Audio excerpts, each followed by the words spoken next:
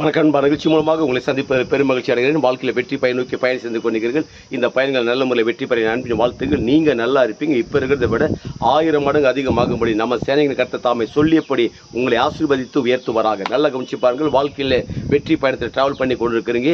இந்த பூமியில் எத்தனை பிரச்சனைகள், எத்தனை போராட்டங்கள், எத்தனை பிராபலங்கள், எதிர்ப்புகள், பொருளாதார தரித்திரங்கள், வியாதிகள், எல்லா நிகழ்வுகளும் இந்த பூமியில் நடக்க செய்யும். ஆனால் 2 காரியத்தை நீங்கள் உற்று பார்க்க வேண்டும். இந்த 2 காரியத்தை உற்று பார்த்தோம் என்றால் ரொம்ப தெளிவாக இருக்கும். ஒன்று இன்னைக்கு அநேகர் சோர்வடைந்து பலவீனப்படுவது எது என்றால் இந்த உலகத்தில் இந்த 2 காரியத்தை அறியாதனால தான். ஒன்று என்னென்றால் இன்றைக்கு உண்டாயிருக்கிற மனிதனுடைய நிலைமை.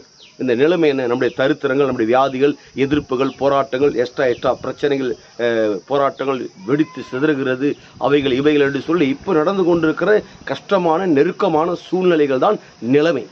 இதை ஒவ்வொரு நாளும் பார்த்து கொண்டிருக்கிறேன். நான் சொல்கிறேன், நிலைமையை ஒருபோதும் பார்க்காதீங்க. அப்போ எதை பார்க்க வேண்டும்? 2வதாக நிலையை பார்க்க வேண்டும். நிலை என்ன? அந்த கல்வாரி சிலுவையில் சிந்தப்பட்ட இரத்தத்தினால ராஜாவாக்கப்பட்டிருக்கிறீங்க. கல்வாரி சிலுவையில் சிந்தப்பட்ட இரத்தத்தினால் மீட்படைஞ்சிருக்கிறீங்க. நீங்கள் சாதாரண தேவனுடைய பிள்ளைகளாக இருக்கிறீங்க. பிதாவாகிய தேவனுக்கு முன்பாக நிற்கக்கூடிய நிரபராதியாக இருக்கிறீங்க. உங்கள் வலது பக்கம் இடது பக்கம் இடம் கொண்டு பெருகும்படியான வாக்கு தத்தங்களை உங்கள் மேலே வைக்கப்பட்டது.